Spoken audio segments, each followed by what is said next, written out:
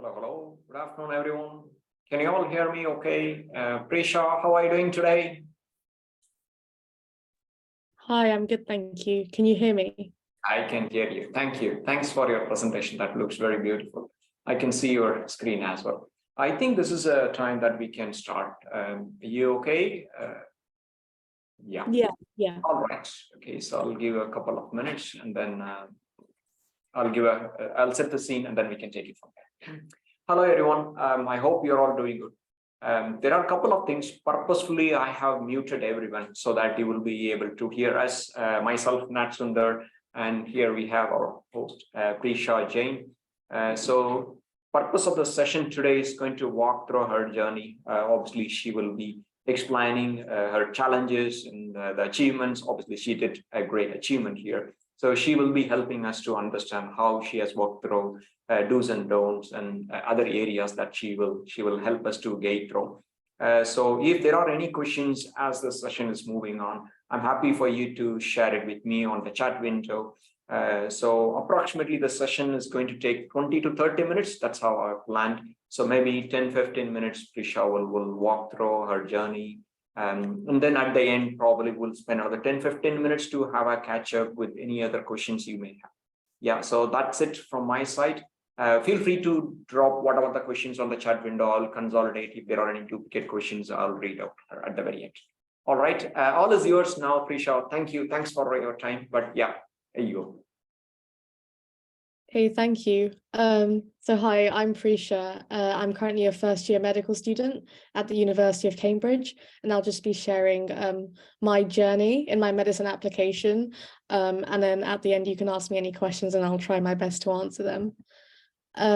So yeah, basically the journey kind of starts from choosing your GCSE subjects. So you choose these around the end of year 9. For medicine, there's no set GCSEs, but my recommendation would be that you do the 6 core subjects. So maths, English language and literature, and then 3 sciences. And then you can choose around 3 to 4 others. So the way that my school did it was that we had to choose a humanities, a language, a creative subject, and then another subject of our choice. So I chose German, geography, history, and art. And some universities have a requirement of a minimum of a grade 6 or 7 in maths or English. So it's best that you check the university's website for this because they usually change every single year. But as such, there's no set requirements for the subjects that you take. As long as you get sort of 7s and above, that is generally good. And then once you've done your GCSEs, you will choose your A-level subjects, and this is at the end of year 11. So medical schools do have requirements for A-levels. So pretty much all medical schools in the UK require you to take chemistry, and the majority require you to take biology. But it is important to note that actually for some medical schools, taking biology is not a requirement. So even if you only take chemistry and you change your mind halfway through, it is still a possibility for you to do medicine without biology. You've just, again, got to check the medical school's websites. And then pretty much if you do any other 3rd subject, then this is fine for most medical schools. For Oxford and Cambridge in particular, they really do prefer that your 3rd subject be a science. So something like maths or physics, or I mean, if you do 4 A-levels, then further maths as well. And I would say if your school does let you do 4 A-levels, then I would recommend this, because this shows universities that you can go above and beyond, and that you're able to manage your time well. And also, if you don't like your 4th subject, then there is always the option to drop it at the end of year 12. So it's not a fixed thing. If you think it's getting a bit overwhelming, then 3 subjects is actually only the bare minimum that you actually need. So my recommendation would be go for 4 subjects. Maybe if you do 3 sciences, biology, chemistry, maths or physics, and then your 4th subject can be anything that you enjoy. And then if at the end of year 12 you're not doing well in a particular subject or you don't enjoy something, then there is always the option for you to drop it. So that's better than taking 3 A levels at the start and limiting yourself. And then for work experience, this is usually done between the summer holidays between year 11 and 12, and also in year 12. And for medicine, this is pretty much a compulsory part of your application. And it's because it's really important to obtain a realistic insight into what a career in medicine actually entails. So it would be preferable if you got work experience in a hospital. However, even if this is not possible for you, it doesn't matter at all. There's a lot of different alternatives. I personally didn't do any work experience in a hospital, and that's because I was in the COVID year, so everything was closed to work experience students. So some examples here of things that I did was virtual work experience. So BSMS and Medic Mentor, if you just search that up, and this is all free, and it's really good. I definitely recommend it, and it's what I did. Reading books is really important as well, so some recommendations are on this slide. And also it's important to talk to doctors and other healthcare professionals, and make sure that you write down what they say so you can use this later in your personal statement and interviews. And finally, online courses like FutureLearn is a really good website where you can do online courses for free in anything that you're interested in. And that is also really good. And then the other thing for work experience is volunteering. So this basically shows that you can be empathetic and you can care for people, and develop the skills that you need to be a doctor. So some things that I did was that, well, I couldn't work in a care home because of COVID, but I did Zoom calls with elderly people over lockdown to help with isolation. I did some tutoring. I volunteered in charity shops, working behind the counter, and I also volunteered in the COVID vaccination center. So although I didn't give vaccines, I was stewarding and directing people where to go. So I would say try to arrange all of this as soon as you possibly can, because it really takes the pressure off in year 12 when you're trying to juggle your A levels and your university application process. It's important that you try to do all of this as soon as possible so you're not stressing. And finally, if you, after doing work experience, you might decide that medicine is not for you, in this case, it would be best to contact your school to change your A-level subjects. Preferably, if you do this in the summer holiday between year 11 and 12, then you can change your A-level subjects before it's too late. So I'd say just try to do work experience as early as possible and write down your experience. And then super-curriculars. This is really important if you want to apply to universities like Oxford and Cambridge, even maybe UCL, Imperial, some London universities. And this is basically academic extras that you do on top of your schoolwork, and it shows that you are scientifically curious. So some things that I did was I did an EPQ, and this is basically an extra research project that is offered by your school. And if you get an A star in this, some medical schools actually lower their entry requirements. So one example is Sheffield, which lowers it from 3 A's to AAB with an A star in EPQ. So that can be really good to take the pressure off in year 13. Also essay and science competitions. So some things that I did was the Newnham Essay Prize, which is offered by Newnham College in Cambridge, Imperial Science Challenge from Imperial College London, and then a couple of others are here, Medic Mentor and Oxford from the University of Oxford. And to be honest, even if you don't actually win a prize in these essay competitions, it still is good to do because you get extra research, you get the skills of essay writing, and it will be really good to talk about in interviews and personal statements because it shows the universities that you are scientifically curious and scientifically minded on top of your A-level stuff, and it shows that you have interests outside of your A-level course. So yeah, I think taking part is the main thing in these. And then if your school has some sort of medicine magazine or medical society. You can present in that or write some scientific articles. If your school doesn't have a medical society, it's a really good opportunity for you to found one or to found a medical magazine. And then that shows that you've got leadership skills as well. So now about the actual application process. So firstly, you'd have to sit some admissions tests. So one of these is the UCAT, which you sit in the summer holiday between year 12 and 13. And it basically has 5 sections here. So for this kind of test, you don't actually need any prior knowledge. It's actually more skills based, and it's also taken on a computer. So it's really important to practice technique rather than learn content. It's very time pressured. So practicing speed and accuracy is important. And I revised for around 6 to 8 weeks. You don't need to do any more than that. And I think if you do less, then you run the risk of not being as prepared as you can be. So I think 6 to 8 weeks is a good time frame. So good websites for the UCAT is Medify and also official UCAT mock tests on their website. And some tips: use library computers because these are generally old, and the computers that you will use to take this test on are very old. So it's really good to get used to the setup and to the mouse and using a keyboard. And speaking of keyboards, try to learn keyboard shortcuts because this saves valuable seconds in the exam.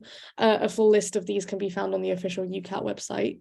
And in this test, you do get a whiteboard and you get a basic on-screen calculator. So just practice using that and getting good at mental maths as well. That's important. Okay, and then after you do your UCAT, it will be time to do your personal statement. So this is often done in the holidays between year 12 and 13.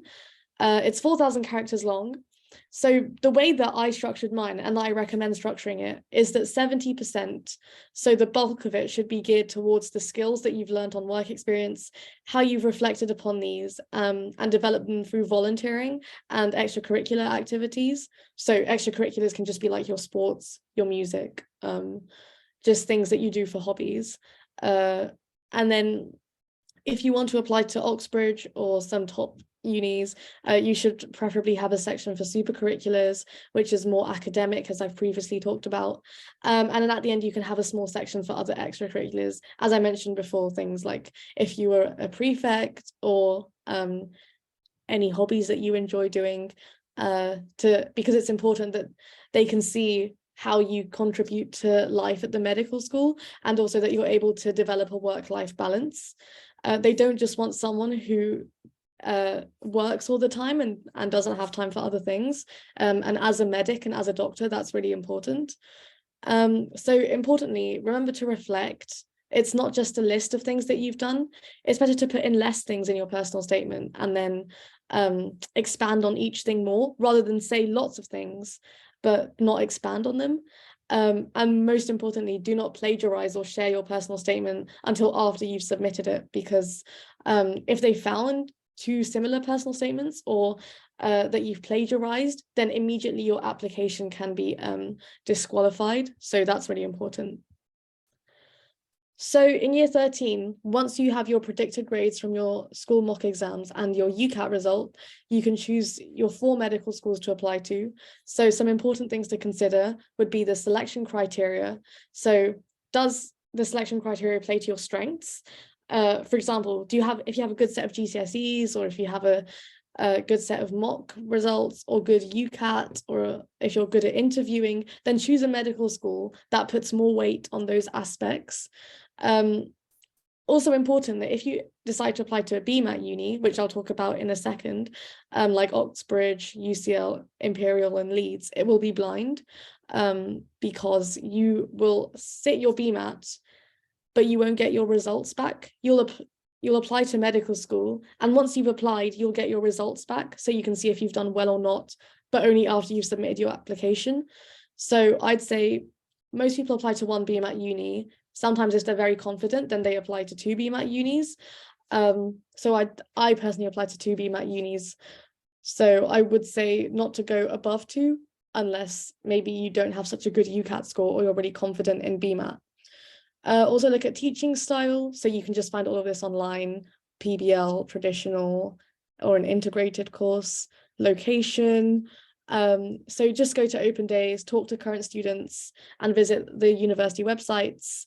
And yeah, you can choose 4 medical schools, and one of your choices has to be a non-medicine choice. So yeah, that is important to get sorted. So the UCAS deadline for submitting your whole application is the 15th of October. This is only for medicine and Oxbridge applicants. It changes year to year, so just double check on the UCAS website. So you must submit your personal statement, your personal details, university choices, and your predicted grades. And your teachers will also write you an academic reference. So if you wanted to put something in your personal statement and there was no space, ask your teachers to write it in their academic reference, so you can get everything that you want to get in. So UCAS is just a process organized by your school. They will guide you through this process. Don't worry if you haven't been told about it yet. Your school will tell you everything that you need to do and the deadlines that you need to meet. So once you do apply through UCAS, you will sit your BMAT in the November of year 13. This is a 2-hour-long exam. It used to be pen and paper, but for me, they've moved it to a computer. However, I think they might be moving it back to pen and paper, so just double check on the website. There are 3 sections, which you can see on this screen here. And I'd say some good resources to use is BMAT Ninja and BMAT past papers that are all online. So for this one, unlike the UCAT, it's more about learning content as well as technique. So this is based on your GCSE maths, physics, biology, and chemistry, as well as your ability to do comprehension, thinking skills, and you also have to write an essay. So this one requires a bit more practice, but it's still quite a long way away. So don't need to worry about this right now. And then finally, interviews. So medical school interviews will run from around November to March. Oxford and Cambridge are the 2 that conduct their interviews in November to December, and they will give you your offer in January or your rejection. So every medical school will interview, and they will give you a minimum of 1 week notice before the interview. So it's good to start preparing for these right after you sit your UCAT and your BMAT, because you don't want to leave too little time. And then there are different interview styles depending on your medical school. So most of them are multiple mini interviews, or MMI, and these are just 5 to 10 minute stations that assess your skills, your motivation, ethics. Look on the website for your medical school, it will say everything. Then Oxford, Cambridge, and UCL have a more traditional panel approach, which is 20 to 40 minutes, 2 to 3 interviewers. Oxbridge do at least 2 interviews that are very, very science focused. So it's important to know all your A-level knowledge just up to scratch.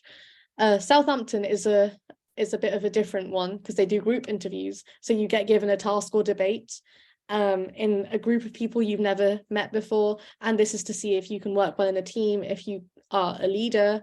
So I'd say for interviews, really important to learn everything on your personal statement, and also do a lot of practice with teachers from school, with your parents, with people that you don't know. I'd just say get in terms of speaking, it's really important to not be too nervous and be able to talk fluently and know your content. So just to end with, this is just some of the stats from my own med school journey. So in terms of my GCSEs, I didn't actually sit them. I was given predicted grades from my school because of COVID. So I got 8 grade 9s, 2 grade 8s. My predicted grades for my 4 A levels that I took, which was biology, chemistry, maths, and economics, was 4 A stars. And I also did an EPQ, which is worth half an A level, and that was an A star. The 4 medical schools that I applied to was Cambridge, UCL, which was BMAT, and King's College London and Sheffield, which was UCAT. And my non-medicine choice was Leicester for biological sciences. This was physiology with pharmacology. So the UCAT score I got was 3190 with a band 2 in situational judgment. And my BMAT score was 6.2, 7.2, and 3A. If you don't understand what any of this means, it's all right. I think you'll understand once you start to do more research into these things. So in terms of all my interviews, I actually did my interview for King's in November, and my remaining 3 medical schools I interviewed in December. So I was done in November and December, and I had to do all my interviews on Zoom in a panel style because of COVID again. So the offers, well, when I was doing this presentation first, I'd only received an offer from Cambridge, but at the end of my med school journey, I received offers from Cambridge, UCL, and Sheffield and Leicester. And in my final A-levels, I ended up getting A stars in biology, chemistry, and maths and EPQ, and I got an A in economics. So my offer that I received from Cambridge was A star, A star, A in biology, chemistry, and maths. So yes, now I'm studying at Cambridge and I've done one term. I'm in my second term, and yeah, so that's the end of my med school journey. I'll stop sharing my screen, and if anyone has any questions, I can try my best to answer them. Oh, wow. What a lot of information you really packed. I can see you have worked very extensively to prepare all the presentations. I'm really appreciate all your effort that you have put together on the presentation. And I think you have spent quite a good number of hours to prepare even the minute details on the common question which has been asked, which subjects are really key. I think you have nailed the point where biology is not very important. And also really appreciate that you are able to collect all the free resources which is available, which is usually very rare to see, because most of the companies that I know, they always charge like anything for a work experience. I think you have beautifully consolidated. It is not necessary that you need to pay quite a ransom amount of money to do the work experience. Even whatever you are doing on your day-to-day activities, that all can be consolidated. Whereas what it will weigh more, the projects, what you do, I think the super-curricular, that's what you have listed. Beautifully, you have consolidated the point that if you have a passion for science, you can consolidate and you can ram up everything on your personal statement. Beautifully articulated, very beautifully articulated. Even the point is which I really amazed on your presentations on, to highlight how you need to prepare yourself for UCAT MAT. In the last point what you highlighted, right? So you need to make use of the keyboard and the mouse, which is, you might have spent a good number of 6 to 8 weeks, but then if you're unable to deliver at the last minute, that becomes really difficult choice. Beautiful. Thank you. I really appreciate all your effort went in. I have got a couple of questions from students, so let me read out. I think this is a question from Geenal. I guess Prisha has already answered, but still I will read out. So question from Geenal: how important are extracurricular activities towards preparing your personal statement and profile? Yeah, so your extracurricular activities, they are important, but I'd say on the list of things, they rank quite low. So usually in your personal statements, you'll maybe put in 2-3 sentences about things like sports, music, drama, prefects, anything like that. So it's good that you do them, but they're not the priority. More focused on super-curriculars and work experience. Oh, wow, thank you. Ananya says, yeah, thank you. Splendid presentation and your hard work has paid off. Congrats. Do you have any clue about the Department of Engineering in Cambridge? Any suggestions around that? So engineering, I think. So yeah, they do have a Department of Engineering, and I think the offer for engineering is something like A star, A star, A. And if you do engineering, then it's really important to take maths, further maths, and physics. I don't think I know anything apart from that, but I know that if you look on the website for engineering, it will tell you everything that you need to know. Thank you, Prisha. Just to add a point here, Ananya, to coming back to your questions. I do arrange quite a lot of career-oriented sessions whenever time permit. Of course, depends on the availability of the host. I had a session yesterday around computing data scientist. So I have invited a professional data scientist. She walked through all the career aspects of a data scientist. I'm also at the moment working with an engineering student from Cambridge. I yet to finalize the date. So as soon as I have finalized based on the availability, etc., we would be able to host similar sessions. So obviously, it depends on availability. I have already sent across a WhatsApp group invite. Feel free to join here. So this is where usually I announce all sort of career choices, community sessions, what I call. Everyone come around and share your thoughts. If you are available and if you have got something else to share, yeah, please feel free to so. Yeah, so thank you. Keep in touch with the group. Obviously, you will have more information there. Next question from Somel. Congrats on your GCSE and A-level results. I wanted to ask, since you recommend to apply to one BMAT uni, which one should you go for, or does it not matter? Okay, so different BMAT unis will have different BMAT requirements. So if you look at Oxford, Cambridge, they have the highest BMAT requirements. So you would need to apply if you're confident that you can get a solid score. Universities like UCL, Imperial, they're slightly lower, but still quite high. And then universities like Leeds and Lancaster, I believe, they've got quite low BMAT requirements. So I'd say, depending on how confident you are with being able to do well in the BMAT, choose that kind of uni that matches the kind of scores that you're getting in practice. Obviously, you're going to apply blind, so you won't know how you do until after you've applied, but look on the websites and look at the thresholds.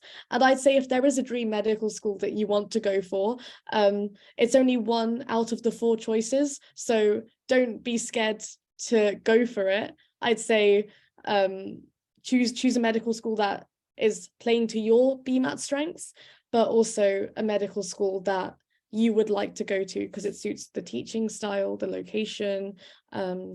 Yeah, so I'd say those 2 aspects. Yeah, sure. Thank you, Prisha.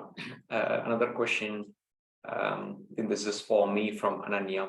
Sure, Ananya, I'll take that. I think this is a question from Ananya about career session for entrepreneurship, business owner, as I want to become a business owner on my career goal. I wish you all the very best, Ananya. This is very, very rare to see this sort of career goal, being an entrepreneur, where everyone is moving towards a professional degree. Really appreciate that. Definitely, I'll reach out to any students or people around that category, and definitely once it's announced, I'll work it out a plan, and then I'll share it across on the group. Any other question, feel free to post it here. You can also check from your side, Prisha, if you have got any question, you can also read out.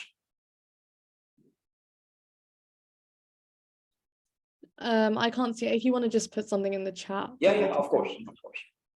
Do you have anything on your chat window? Usually the question will be available on the chat window most of the time. Yeah, I don't think there are. Fine. That's okay. Yeah. And also, this is another interesting question which I want to ask you. When you are preparing for, especially for Cambridge, obviously, all the very best for your career to take this forward.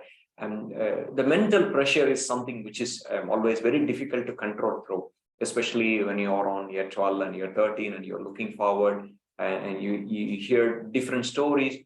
I can see every year the pressure is mounting on the students, is phenomenally increasing, because obviously competition is increasing and getting A-star becomes its norm, right? Everyone, yeah, I've got A-star. So how do you control the mental pressure, and have you got any support from your parents, and how are you trying to strike a balance? I can see you have put together options brilliantly. It's not about only getting into the top uni, it's also having a plan B if something didn't work it out, and also preparing yourself. What sort of challenges you have gone through, what sort of plan B you have got, how you manage it on. If you can walk through with us in the meanwhile, that would be very helpful. Thank you. Yeah, definitely. That's a good question. And I feel like people don't really talk about the mental pressures of applying a lot, but applying for medicine or even applying for university in general is a long process, and it's really difficult when you see your friends, they're getting offers and you're still waiting, or maybe the grades that you've got might not be so good. You might kind of start to doubt yourself. And I think when I was applying, because it was such a long journey, there was definitely moments where I felt unsure, and I had a bit of an imposter syndrome. I was like, am I good enough for applying to medicine? Am I good enough to apply to Cambridge? So I think it's just really important, as cliche as it sounds, to believe in yourself, because the fact that you've chosen to apply for a particular university or for a particular course shows that you're clearly interested in it, and you clearly have a passion for it. So I think the first step is just believing in yourself. And I think if you're finding everything very overwhelming or you're not able to cope up, then it's really important to reach out to people and to talk to people. Don't keep it to yourself. So yeah, your parents, your friends, your teachers, people who have applied to the same subject as you or to the same university as you. Sometimes it's good to just talk to each other, and get everyone's experiences. And yeah, definitely, I'm not going to lie, it's not easy. It is overwhelming at times. So it's just really important to have that mental strength. And I think in terms of what you said about having a plan B, that is also really important. So especially for applying for very competitive courses like medicine or to competitive universities, I'd say the most important thing is do not get hung up on one particular university. So I think an issue that I had was that Cambridge was always my dream, and I very much was like, I want to go to Cambridge. And obviously I'm here now, but there's a high chance that you don't get in, and then you don't want to feel like you have no other option. So the way that you choose your universities is really important. So always have maybe one or two high aiming universities, your dream universities, you know, even if they have a high offer requirement, that it's good to aim high, but don't make all four of your university choices like that. I had a safety option, which was Sheffield, and Sheffield had relatively lower entry requirements, which was 3 A's or AAB with A star and EPQ. So I thought, you know, if my A levels didn't go to plan, at least I would have a backup plan where I could still do medicine. Because for medicine, it doesn't actually matter what university you go to at the end of the day. It only matters that you go to medical school. So it's really important that you have a couple of maybe high offer universities, but you have a couple of safety options as well. So for example, Sheffield was AAA, and then King's College London was A star AA. UCL was also A star AA, and then Cambridge was A star A. So I had the full range in case anything went wrong, or but I still tried to aim for my dream medical schools. So I think yeah, it's really important to be strategic, but don't lose hope and believe in yourself as well. It's a fine balance. But yeah, that's what I'd say. Wow, what a brilliant answers. You need to have a strategic plan as well as being pragmatic, right? A combination of both. Obviously, you need to stabilize yourself. It's not about winning. Even if you just get another one, yeah, just take it as it is. You know, it's not in life. It's not like it's always you get what you want. Sometimes you get something else, but then, you know, be happy and take for that. Yeah, brilliant answers, brilliant explanation. Thank you. I've also got one question. Should I answer? Yeah, so I've got a direct message that says, how should you prepare for an MMI?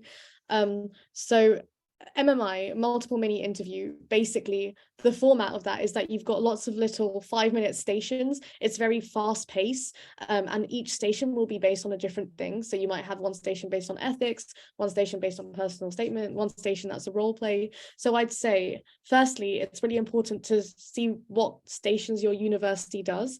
And then based on that, you can get free questions online, free practice interview questions. So websites like Medic Mind, Medic Mentor, they are all, the Medic portal is a good website, and they all have practice interview questions. So give them to your teachers, give them to your friends, and just ask them to test you.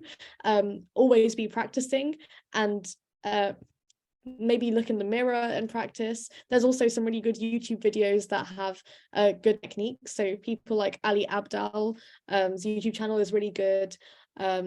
There are a couple, if you just search up like MMI mock interview on YouTube, there's a lot of good resources on there. So just get comfortable, you know, with speaking, keeping your answers short and concise, not going on for too long, but also getting everything that you want to say in there. So it really is just a question about practicing with lots of different people, and getting used to just, you know, being natural. Then you'll be less scared when it comes to the real interview, and you'll be more prepared. Yeah, I've also got one more question. It's that says, how important is time management? I'd say time management is one of the most important things really in applying in your application, because you're juggling so many different things, even though you're doing extracurriculars, super-curriculars, work experience. At the same time, you still have to be preparing for your A levels. You still have to be preparing for your UCAT, for your BMAT. So everything can build up very fast. So it's really important to, have a strategy to manage your time. And I'd say the way that I did it was that I like to make lists, and I like to have a diary and just write everything down. And then every single day I plan out what I'm going to do today, have a to-do list. So that way you break down all your tasks into manageable chunks that you can do each day, but you still can see the bigger picture. Some people use Excel spreadsheets as well. That is helpful as well. So whatever works best for you is fine, but it's just important to stay organized, because there are deadlines that you have to meet. And if you don't meet them, then ultimately you can't apply to medical school. So it's really important to time manage effectively. Brilliant, thank you. Just another question. I do have another session tomorrow around 12 o'clock. That's for allied health professionals. So if you are interested on that other kind of a profession, just connect with that WhatsApp group where I'm going to share all the details. There is one more question. How do you revise for A levels? There are quite a lot of materials are available on many websites, Physics and Max Tutor, and there are many other websites. Even I do have a site which kind of I already shared it across. So in addition to A levels, we do have quite a lot of content on GCSE per subject for each and every exam board, GCSE, A level, as well as KS3, and just browse it around, make use of that. Anything else from your side, Prisha? Preparation, revision for A levels? Mm-hmm. Yeah, so for A levels, I think it's really important to first understand the content and then just do as much practice of that content as you can. So the way that I learned the content first was, if I was stuck, I'd ask my teachers for help. I used the CGP revision guides, and I'd make flashcards for all my subjects, and I'd also watch YouTube videos. So there are a couple of really good ones for chemistry. Allery Chemistry is a good YouTube channel. For economics, there's Ekondal, he's really good. So I made flashcards, and then basically I just tested myself on these flashcards every single day until they got in my head. Once I knew the content, I would do past papers, look at the mark schemes, look at the keywords, and then I would just keep doing the same past papers, because they like to basically recycle questions every single year. So if you see the pattern in the mark schemes for how to answer certain questions, how to answer 1 markers, 2 markers, 6 markers, then it is coming to the exam, you'll be so well practiced, it will just come naturally. And then you start adding in time pressure, timing yourself, seeing if you can do a paper in 1 hour. So ultimately it's about building up stamina. So yeah, that's my plan. Okay, thank you. Thanks a lot, Prisha. I don't think I have any more questions. Do you have anything, or should we? Yeah, I've just received another 2 more questions. So the first question is, how do you make your personal statement stand out for Cambridge? So that's a good question. In terms of standing out for Cambridge in particular, they really like their science. They really like to see how academic you are. So you really want to put in as many essay competitions for wider reading, like any presentations that you've done, and any of your like particular niche interests. So for me, something that I really was interested in was allergies. So I did my whole EPQ about like peanut allergy treatments, and in my work experience, like as well as highlighting the ethical side of things, I also made sure to highlight some of the scientific stuff. So for example, I saw a woman who had gestational diabetes. So then I was asked for my interview about gestational diabetes. So if you see what I mean, like trying to link in science as much as you can. for Cambridge particularly, that will make it stand out. But to be honest, they don't really look at personal statements too highly. So it is important, but it's not the most important. Your interviews are the most important. And the other question that I've got is, how can you improve your essays for economics? I struggle with explaining my points and with the analysis. So yeah, writing essays is hard, especially in the time pressure. So as I mentioned, Econ Dahl YouTube channel is really, really good because he explains how exactly you can structure your essays and what kind of points you can put inside them. So I think if you are struggling with your points, it might be a question of really going back to the content and revising the content, asking your teachers for help. And once you actually understand that, the analysis will come naturally. It's been like a year since I've done A-level economics, so my memory's a bit hazy, but I'd say it's really important to use your teachers, to use revision guides, and to use YouTube. Econ Dahl is a lifesaver for economics. So yeah, those would be my tips. Yeah, that's all the questions I've got as well. Okay, so I think we have reached the end of the session. So again, I take this opportunity to thank you, Prisha. It's beautiful slides, very well prepared, tons of information, fully packed. You have thought through each and every minute things, very, very detailed level. That's really, really helpful. And I can see the feedbacks are flowing through on my comments, and I can see everyone is really, really happy. Thank you. Thanks for your time. I really appreciate that. That's all right. Thank you. Thank you for having me. Yes. Thank you. Take care. Have a great day. Yes. Bye. Thank you. Bye.